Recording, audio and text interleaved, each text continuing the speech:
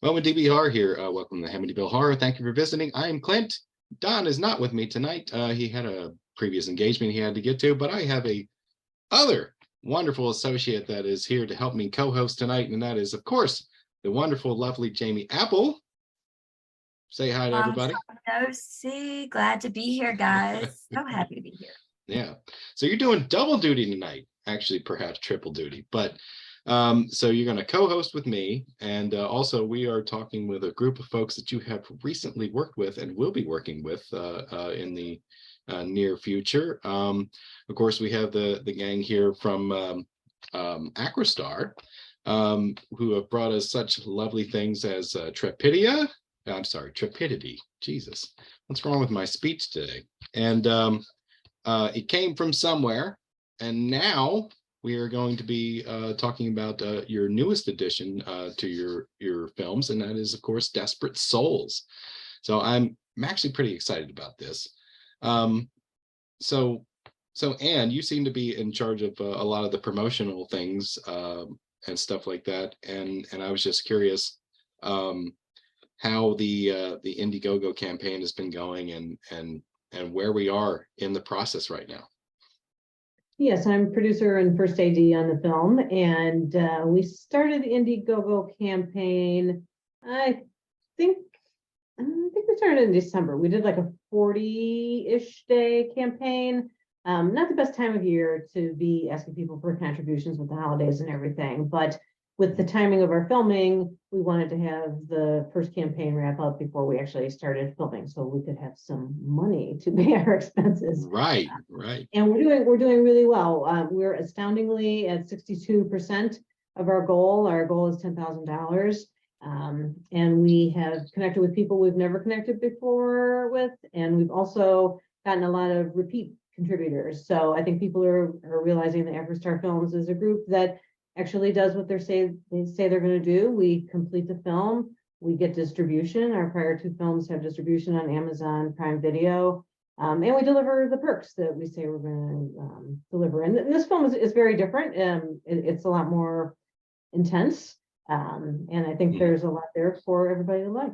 Yeah, and that's very important. I mean, there's horror stories all the time about campaigns that fall short of the things that they promise, and it's very cool that you've had two successful campaigns so far, and you've delivered on all your promises, and you managed at the same time to put out a pretty decent product. So I've seen the first two, and I'm a fan. I mean, I'm impressed so far. So I'm really excited to see what happens with this one.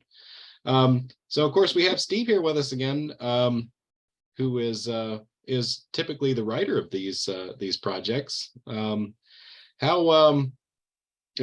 can you tell me about basically your process with writing this? Is this one that really spoke to you when you did it? Is this something that flew out really fast when you came up with the idea, or did this one take some care and nurturing? This is actually based off a short story I wrote a couple of years ago. Okay. And it's only like 34 pages long. So I really had to do some filling in to get it all up to about hopefully an hour and a half or more. And the short story is really an erotic love story without any horror in it whatsoever. So I had to kind of blend in the horror and make Moira a little more sinister, perhaps more protective of Devin, played by Joe, and she really gets protective. That's pretty cool. So you're going for a feature length. So you're shooting for about an hour and a half. Yeah.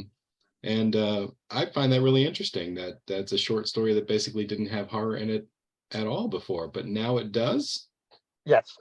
Like I said, I gave Moira, the main protagonist, she's very protective and gets jealous very easily. And if you piss her off, you pay the price. That's all I'm going to say. Okay.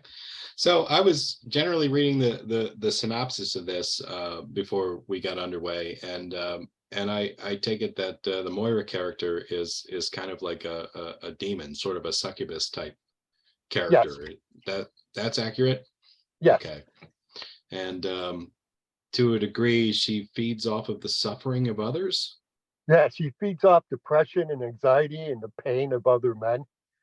And Oh that's my how she gosh. feeds herself and gives her energy. But then she falls in love with Devin and she has to slowly take it from him piece by piece, which is slowly in turn killing him.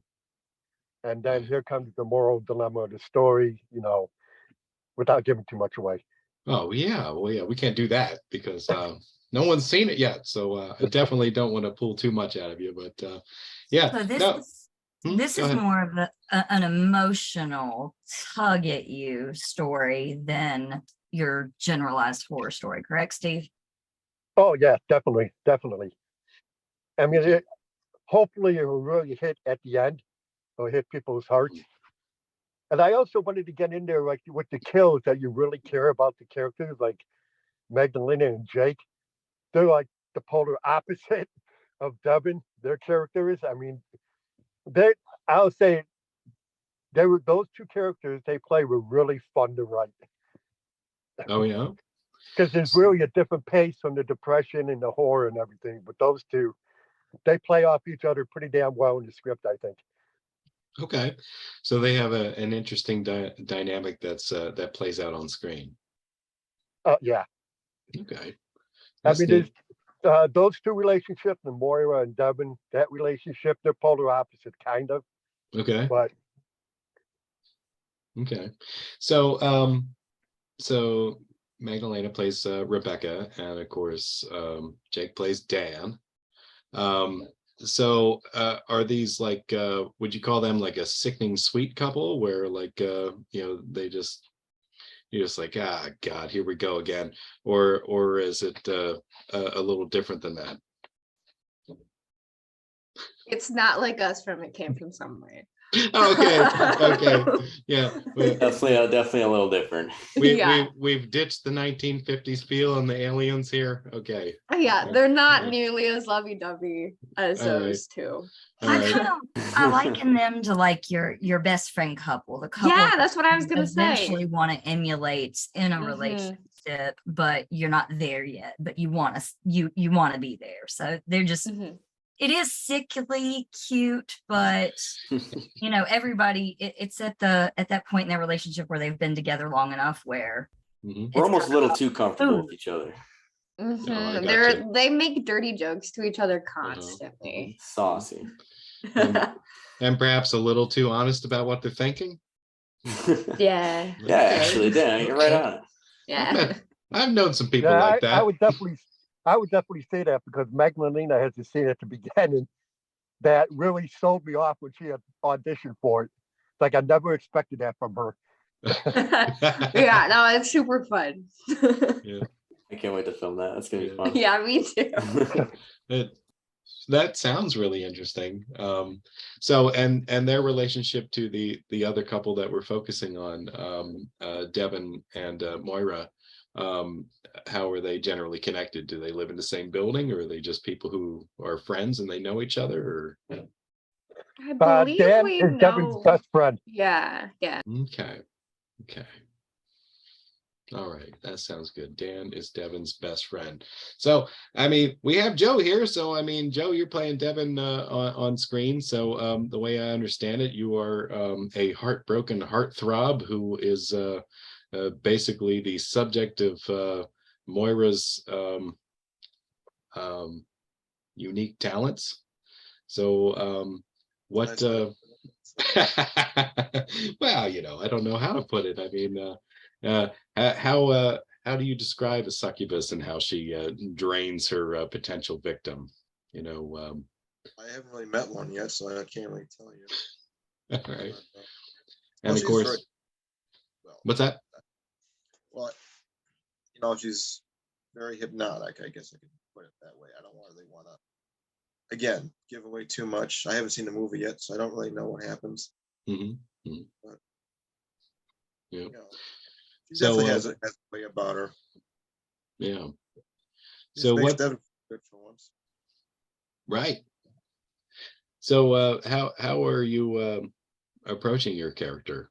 if I might ask? Like, do you have any inspiration for how you see Devin? Well, like I said yesterday, it's a secret. Um, but I like, and I will say it again. Jamie was making a joke earlier if I had washed my hair yet. Yeah, I just took a shower like an hour ago because Devin does kind of look, Rebecca and Dan are going to be all cheery and wonderful looking and everything like that. Devin's kind of run down. Oh, Every day is Monday for Devin. right, I'm not gonna take as good care of myself as usual. right. Shower, but So he's you know, kind of a grungy, depressed, kind of given up a little bit type character. usually anybody who is depressed don't really look the best. Yeah, yeah, They'll tell, usually somebody who's depressed will tell a couple jokes. yeah, Everybody will yeah. laugh, and then that's Well, I don't know. I mean, if it were placed in the '90s, I would just think you were into grunge or something like that. So, I'm but not Nirvana. I got you. When is the timeline of this movie? I didn't ask. It's present day. Oh, okay. Yeah. So, Yeah, I mean, and one thing about, kind of characterizing people with depression is that they don't 100% of the time appear depressed. So, part of it is you have depression and you are meeting people, you kind of put on a happy face, put on a facade so that other people are not, oh, what's wrong? What's wrong? So there's some of that in there. So the relationships between Devin and Dan and Rebecca, initially they don't realize that Devin has depression because whenever he's with them, he puts forth a little bit of energy, he's got a bit of a happy face on. So that all kind of gets revealed to them, which kind of deepens their concern for his character. And I think that's an important part of the story. yeah, that's pretty cool. Well, Jamie, I've been putting it off for a little bit here, and I kind of wanted to throw in there that you play a character named Terry, and that I gather from the teaser that you may have had some type of relationship with Devin's character, and I was just curious how much you were able to say about that and what your approach to that was. Well, it's a past relationship, there's no relationship. So it takes place after their relationships happen. There's not like a breakup in the movie. Mhm. And I mean, it's, I'm the bartender at the bar they all go to. So we're constantly in each other's presence. So I mean, we're friendly with each other. It's not like there's any animosity between us. It never shows anything like that. So I went in completely to just meet Joe and see how the chemistry was. And we all clicked and it just kind of worked for everybody. So Joe's Yeah. now my ex. Right, right. Yeah, I gather from the context of the teaser that it was a past fling type thing, and you had a rather tense scene with Angel's character Moira, and I thought that played really well. I mean, I thought the teaser came off really really good, and I'm glad that was put out, basically with the fundraiser, because I feel that helps a lot when you have something, that really tries to embody the general idea of what you're putting forward to try to get people interested in the campaign and push that forward. Now you also are doing effects on the film. Yeah, I am. I'm going to Mhm. be doing the FX and helping make sure our ladies don't get shiny and make sure we don't have any spots on screen. Oh, We want everybody to look their best. So I'm just going to be like doing whatever I can to keep everybody on point with makeup. yeah. So and this is your first project with Acrostar, right? It is, and I'm beyond excited. I actually wanted to connect with Steve and Anne and all them, forever and a day ago. But it took time, because Steve is so awesome in particular that this is his family. It's not everybody's just going to be able to walk in and be like, woo, Acrostar family for life, Yeah. No, you got to have that chemistry and be part of the family before you be on an Acrostar film. So it's been great though. And Yeah. I'm always going to be Acrostar. That's cool. Yeah, well, it's tough to imagine you not being able to get along with everybody, because after all, you get along with us. Yeah, most days, unless y'all want to throw me away. But yeah, I try to get along with everybody. Mhm. No, So that's what it's about. we believe in recycling. We won't throw you away. So I was kind of interested to talk a little bit more about the campaign, and where it was, how long it was going to go on for, from here until you basically, are you going to wait until you get your $10,000 goal before you start things, or you have a cutoff date in mind where you're like, we're going to go no matter what? We're starting filming on February 6th. So Okay. we are to go no matter what. The more money, the better, of course, because then we don't have to defer payments to people. But yeah, we're sitting in a good place. The campaign ends February 3rd at midnight Pacific time, 1 minute before midnight Pacific time. So we're hoping we'll have a good showing in these last few days. We may run a finishing film or finishing funds campaign. We've done that in the past with It Came From Somewhere, Intrepidity, and that helps us not only finish recouping our expenses from actual production, but also to have some money for marketing. Because we do want to submit to film festivals, get the film recognition, get the crew and cast recognition through film festivals, and then also submit to streaming platforms. Yeah, I've seen that. That's a pretty common thing to do, and I've seen that happen a few times. And I was always a little fuzzy on what the finishing funds did, but that makes perfect sense to me. So are you throwing out some really cool perks? I mean, I didn't look at it recently to see what was on there, but I remember from, it came from somewhere. You did some cool, unique ones for that, where you let some of the people we know like do screams at the ending credits. Managed to get their picture in the movie somewhere. Are you doing similar things on this one? Yeah, that probably the most fun one that we had that I've taken down since is to have your photo in the film. So there are a couple of scenes in a bar, and a lot of times in bars there are photos on the wall of people who have frequented there. So we've got some of our biggest fans who submitted their photos for that. And we're trying to work it into the script where they actually get named, because we've got like tons of them. And our bartender, Terry, played by Jamie, happens to have a photographic memory. So she knows everybody who's been in the place. So I'd like to go ahead and actually say those people's real names. Like maybe not their last names, but I think that would give them a little extra sparkle when they watch it. Yeah. Yeah, we don't have any screamers or anything like that this time. Wow. Yeah. It would be fun, but there's a lot of serious tone to this film. Yeah. The other one that came from somewhere was very silly in various ways.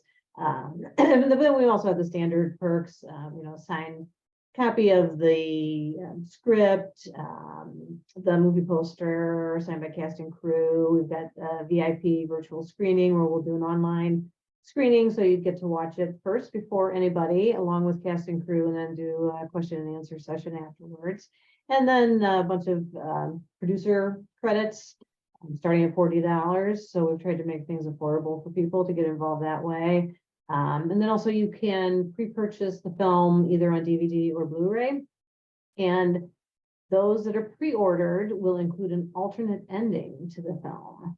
And so once we generally release the DVD and Blu-ray, they will only have one ending. But if you want to see that alternate ending, you have to order now. Okay. That brings up an interesting question as a follow-up. Since there is an alternate ending and there's basically only going to be one after the pre-orders, have you already decided what the ending is going to be, or are you filming two in order to decide which one you like better for the release? No, we got the original ending.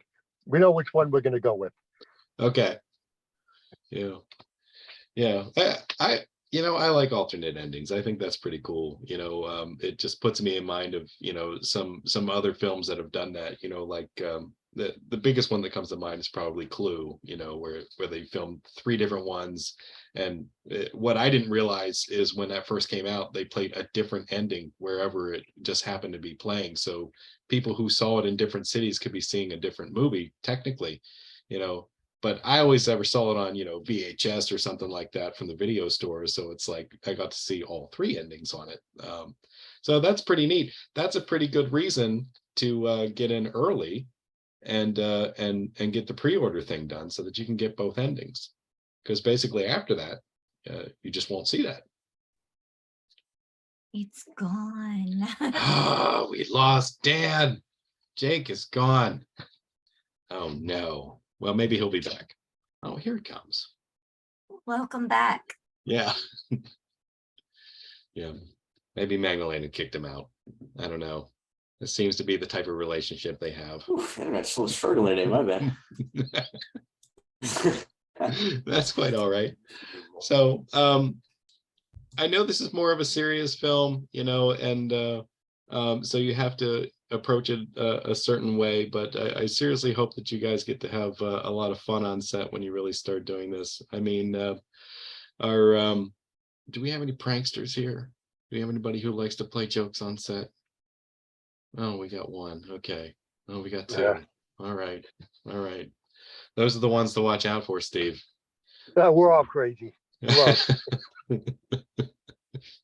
if we don't have fun on set, it's not worth it. Yeah, yeah. Are you gonna be doing any like behind the scenes stuff, you know, while you're filming, or you're Yeah. gonna like, okay, that's cool. Do you think that will be available later, like as a special features type thing? It'll be on the DVD and Blu-ray. Fantastic. Another cool thing to look Reason. forward to. Mhm. Yep, another reason to get those physical Mhm. perks, guys. Yeah. Yeah, that's always what I like to do. See extended scenes, behind the scene footage, blooper reels, things like that. That's always a good time, you know, a whole reason to get the physical media. So I mean, absolutely. If you're thinking about doing the campaign, get in early. That way you can get both endings, you know, and you know, get your name on this project, because I think that's a really cool thing to do. Like I said, I've seen 2 really good ones so far. I expect nothing different, you know, with the new one, other than maybe a different tone, you know, and a different style. Yeah, this is definitely the most mature film I've done Oh, to date. this one's grown up, huh? Yeah, all grown up. Yes, we've even hired an intimacy coordinator. It's that grown up. Oh my. Oh my. Like I might not be emotionally mature enough to see this movie. You need to bring a parent along. I might need a chaperone. Cover my eyes, please. I guess what I would like to do is see if everybody has, you know, their own feelings about their character and what they think about them. Because it's, you know, it's one thing to see it on the written page. It's one thing to uh, think about, you know, your idea of the character, Steve. But I mean, as an actor, you kind of have to put yourself in the mindset. So I mean, I was curious, you know, what individually your thoughts were, since I get to talk to you one more time, about how you're going to approach your character, and what inspiration you might have to do that. I mean, and I may as well start with you, Jamie. Have you had any bartending experience? I know you've been on the other side, but behind it.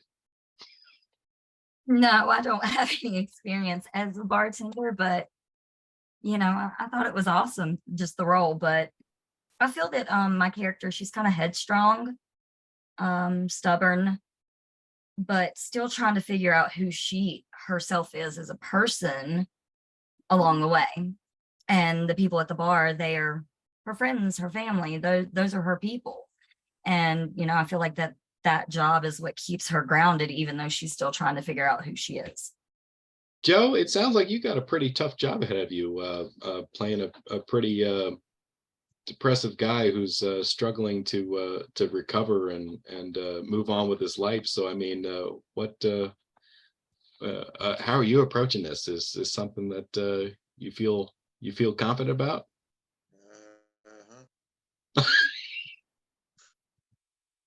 Well, Devin is probably the most mature character I've ever played too, since we're talking about that. Yes. As I was saying, Devin is the most mature character I've ever played, and well, I really don't want to show all my cards at once. If I can got you. say. I can find Devin just pretty easily. All right. So you have some pain to draw from. I understand. Well, Magdalene, how do you feel about your character, and how do you think that you'll approach her? Well, I'm very excited to play her because I feel like she's not as wimpy as the last two characters I've played in Acrostar films. Like she's much more straightforward when she talks to people than Trish and Patty are, and just more confident than both of them. So it's really nice to play a character who does have confidence and is way more self-assured. Yeah. I feel like I'm always playing really shy characters for some reason, so it's nice to be able to come out of my shell a little bit more. Yeah. Yeah. Would you describe your character as snarky? I think so. I think she also just really likes her friend, loves her friends, and will like stand up for the people she loves, which is something I personally am like I would do anything for my friends and say anything for my friends. So I think Rebecca is very similar to me as a person, especially like out of all the characters I've played in Acrostar films, she's the most similar to me. That's very cool. I'm excited for that, to see you in a different kind of role, because it's as you say, in the first thing I saw you in, you played kind of a meek, nerdy type character. In the second one, you played a soft spoken, person who was just looking for direction in life. It'd be nice to see you in a role that maybe fits your personality a little bit better. Yeah, she doesn't have to rely on anybody like the other two. So I have a question for you. Is there a character that you've drawn off of, like from a show you watch, anything like that? Is there anything you've drawn off of that way to get ready for your character? Fiona from Shameless. Nice. That works. Yeah, that works. Yeah. Well, now we can envision a little bit. That's cool. Yeah. Jake, how about you? How are you approaching your character? How would you describe him? Dan's a very fun guy, I gotta say. I relate to him a lot. He spends a lot of time at bars, it seems, so I've been really practicing that, I got trying you. to get that down very well. So your method, I got you. Oh yeah, all day. That's what I'm doing. It's my excuse. But he's I think he grows a lot during the film. He gains some. He loses some of his best parts. He's really a fun character. He changes, and I'm really excited to play it.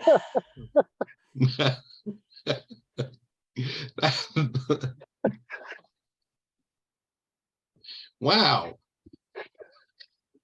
I'm reading a lot from these cues. We'll just leave it there. Because you gotta Nicely put, Jake. yeah, Nicely put. you gotta give these Very, people very something well. to look forward to. But I like that very much. So I'm excited to see your dynamic on screen, and what you leave on stage. That'd be awesome, Definitely a mouthful. It's gonna be fun. Fantastic. I love that. All right. So I guess I'll tie it up. I'll come back to you, and I'm just curious where people should be going to look for updates and information on this project.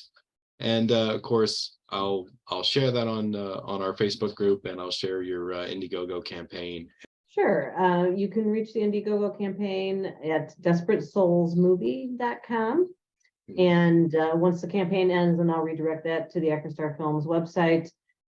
Within the campaign are links to our YouTube channel, where you can watch some shorts by Acrostar Films and see the teaser trailer.